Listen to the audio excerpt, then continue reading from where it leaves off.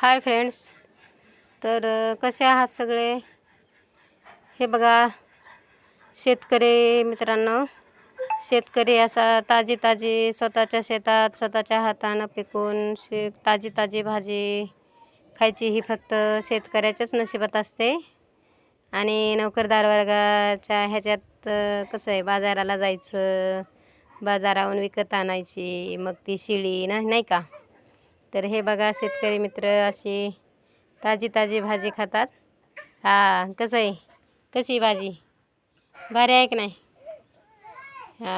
नाद नाही करायचा, सगळ्याचा बाप आहे बरं शेतकरी. शेतकरी ब्रँड आहे आणि ब्रँडच राहणार शेतकरी. आवडला व्हिडिओ तर नक्की कमेंट करा आणि लाईक करा. बाय बाय शेतकरी मित्रांनो.